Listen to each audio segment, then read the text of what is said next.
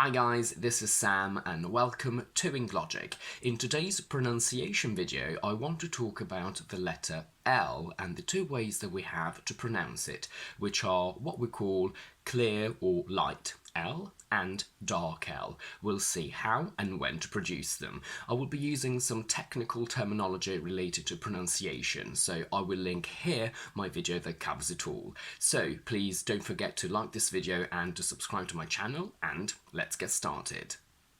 As always, we'll be using one of my nonsensical sentences, and as a little experiment, I would suggest you pause the video, record yourself reading the sentence, and then check if your pronunciation matches mine. The sentence is, if you lay bulbs all around the whole of the low hole, I'll give you a call. The clear and dark L are both approximants. An approximant is a sound where the articulators, such as lips, teeth, tongue, don't get close enough to fully block or constrict air. They are liquid sounds, meaning that the air is sent in different directions within the mouth before exiting through the lips. They are laterals, meaning that this different direction in which the air is sent is the sides of the tongue. They are voiced, meaning that there is vibration in the vocal cords, which you can test by placing your hand on your throat and then saying the sound L, L, L, and you will feel vibration here. They are alveolar sounds, meaning that the tongue tip touches the alveolar ridge, which is the area slightly above the upper teeth inside your mouth. Let's start from the clear L. In the clear L, your tongue is basically straight and the tongue tip touches the alveolar ridge like that, while air is sent to the sides of the tongue and then out through the lips. And you want to finish the sound in neutral position, so you want to go against the alveolar ridge and then back into neutral position. L, L, L. What does it mean that air is sent to the sides of your tongue? Technically, you should lower the sides of your tongue to allow the air to move there, but it's a very strange and complicated thing to think about, and I don't think you can mentally control it in a very active way. So I don't want you to think about that. Instead, I want you to think about creating a constant flow of air, and I'll show you what I mean by that. Let's take the two sounds D and L. They're both alveolar sounds, meaning that in both the tongue tip touches the alveolar ridge. But the sound D is a plosive, meaning that there is a full obstruction. D, D, D, D. And if you leave the tongue against the alveolar ridge, you will sort of explode basically. D, because the tongue is blocking the air completely, so it's all accumulating here before you release it. For the L sound, on the other hand, I want you to focus on creating more space for the air to move inside your mouth, which means that the tongue should somehow be a little bit softer and more relaxed, although it still has to touch the alveolar ridge. So instead of going quite forcefully against the tongue for the D, D, D, I want L, L, L, L, L. So you feel the tongue being a little bit more relaxed, so there is more space for the air to move. D, D, D, L, L, L. The clear L appears before vowels, meaning that in English every word that starts with the letter L has a clear L sound, like in life.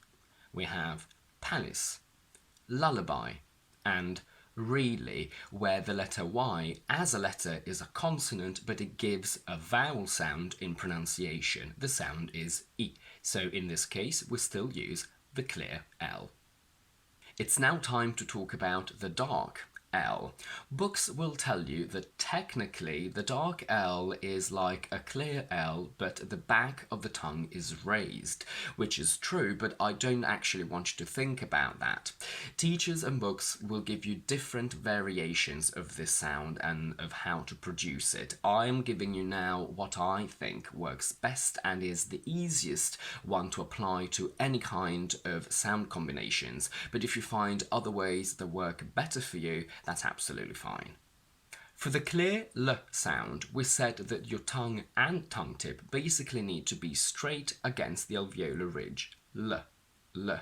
For the dark L, however, I want you to curl the tongue tip against the alveolar ridge, and then I want you to make sure that you bring the tongue back into neutral position, because if you leave it here, we can't hear the sound. So we go and then back, where you should also see more of the bottom of my tongue sticking out. So we go l, l, l, l, l, l, like that. When you produce this sound correctly, you will feel and hear a sort of guttural sound coming from here. It will make you feel like you're doing something like wah, wah. So l, l, l. You will really feel it coming from here, because for this sound you are really stretching and working the tongue. L, l, l.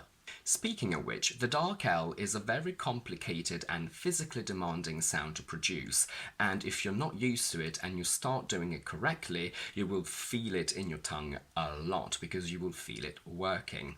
And it's very hard for your brain to tell your tongue to move in this way, so when you practice, you can also exaggerate this sound just to trick your brain and tongue into doing it correctly. So you can go like wah, wah, just to get the tongue movement right, and also you will feel it coming from here even more. As a mental image, you can see it as a backward lick. When we lick, we go you want to go backwards, but then you don't want the tongue to flop out. You want to leave it against the alveolar ridge, and then you want to bring it back into neutral position. So instead of this, you want Again, when you speak, this is not what will happen, but this is what your brain will aim for, and then it will automatically adjust it. The dark L appears before consonants: bulb, milk, silk, felt, and at the end of words: all, fall, mull. And when you have the combination all at the end of a word, I really want you to push the curl, and also I want you to remember to bring the tongue back into neutral position. Otherwise, we will not hear that sound, and it's very easy in this combination to miss it physically. So I really want you to go all, that's exaggerated, and then you get all, all, all. The trick here is that in connected speech, so when we speak naturally, connecting all words together, we don't separate them. So what happens is that if a word ends on a dark L on its own, but then it's followed by a vowel sound coming from the word next to it, the dark L transforms into a clear L, because now we have the combination of the letter L plus a vowel. So if I say the word all on its own, we have a dark L, all, all. But then if I say all of it, the L is followed by a schwa, which is a vowel sound. So we don't say all of it, we say all of it, with a clear L. That's not everything that we have to say about the dark L. The dark L distorts sounds before it, meaning that it changes them because it requires a lot of tongue movement. And I want you to imagine that you start producing the dark L, so the L sound, while the vowel sound before it is still finishing. And it distorts especially the sounds I, A, E. If we take the word milk, I don't want you to see it as a simple combination of 4 separate sounds. So m, I, l, because that's not exactly what happens. I want you to mentally think of the dark L sound coming into the I while it's still going. So I don't want milk, I want milk, milk. And as you can hear, the fact that the tongue is basically interfering with the I sound means that the I sound is not as pure as it would be in the word, for example, big. But because the L is already going inside the sound I, it goes a little bit deeper. So we don't say milk, we say milk, milk. We say silk, silk. Something even stronger happens when we have the combination a, l. In this case, I really don't want you to aim for a bright a, because that's not the sound that we produce. The dark L interferes so much that it turns it into a sort of o. So I don't say bulb, I say bulb. Cult, mull. Something similar happens when we have the combination of a long E and L. We don't say f, E, L, so feel, but we get a bit of an extra O in the middle. Feel, seal, meal. Now, the posher you speak, the less of a O you can make, but in normal spoken English, we do that. So again, feel, seal, meal. When we have the combination O, L, we actually go American, even in British English. So we transform the initial schwa into a O, because saying O, given all the tongue movement, is very complicated for us. Saying O is very, very posh, and it's quite ridiculous almost. Nobody really says that anymore. So we should technically say cold, but we say cold, told. And this happens also if a word ends on a ol and then the next one starts with a vowel. In that case, we will get a clear L because we are connecting these two words, but we sort of keep the O anyway. Because L is physically demanding and hard to produce, some British accents get a little bit lazy about it. For example, Cockney, and they transform the dark L into a sort of O. So instead of saying well, they would say well. Instead of saying milk, they would say milk. Now, this is correct in the sense that it is a British accent, but it's not standard English, so I would suggest you don't use it in an English exam. It's good for you to be aware of it, but I would suggest you stick to a good dark L. Well, milk. Now, something very important to remember is that every single word ending in AL or IL or LE is pronounced as ol, where the schwa is sort of distorted again into a O sound. So we do not say festival, minimal. We say festival, minimal. We don't say pencil, we say pencil. April, simple. If you're used to checking the phonetic transcription of words in dictionaries, you will have noticed that the dark L as a symbol never appears, and that is because the clear L and dark L are allophones, and dictionaries don't show allophones. Let's take the sounds P and B. These are called phonemes because we understand something different if you use one instead of the other. So if we keep the sound elt the same and we add P, we get pelt, and then we add B and we get belt, which are two completely different words. L and L, however, are allophones, meaning that they are different variations of the same sound, but we don't understand something different if we use one instead of the other. We still understand the same word. If we take the word small, it has to end on a dark L because we have the L appearing at the end of the word, so we say small.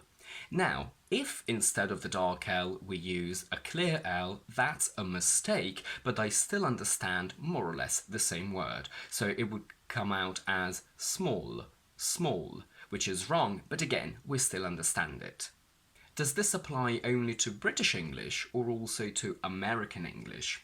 American English videos and teachers will tell you that American has the same difference between the clear and dark L, but I disagree. If you want to learn good American, I suggest you use only the dark L. Maybe if it appears before a vowel, it's less accentuated, but to us, it still sounds like a dark L. I'm an actor and I had to learn how to speak in an American accent, and when I did, I really had to focus on my dark L because that's what makes one of the biggest differences between British and American. So we say in British, really, really, really, with a clear L, but in American they would never say that. They say really, really, really, where you get this guttural wah, wah, wah sound given by the tongue movement that is typical to the dark L. And actually, that word is what gets me into American mode, basically. And because in English, in British English, we're not used to saying dark L all the time, when I studied American, my tongue was exhausted and it was actually painful because I had to use it every single time. So we say in American, really, and also life, life, whereas in British, we would say life, life. Let's look at our original sentence again. If you lay bulbs all around the whole of the low hole, I'll give you a call. Where we can see that all around has a clear L because we have the L at the end of all followed by a vowel from around, so it becomes clear. Now, after whole, we have a vowel sound from the word I, but because we have a comma, we sort of need to stop a little bit, and if we stop, we don't connect these two sounds, so whole still has a dark L. And that's it for today. If you like this video, please don't forget to give it a thumbs up and to subscribe to my channel down below. And do let me know in the comments if you have any questions about this topic and if you've ever thought about the difference between clear and dark L before. I will see you on Thursday and Monday with my quick vocabulary videos and next Tuesday with my next explanation one.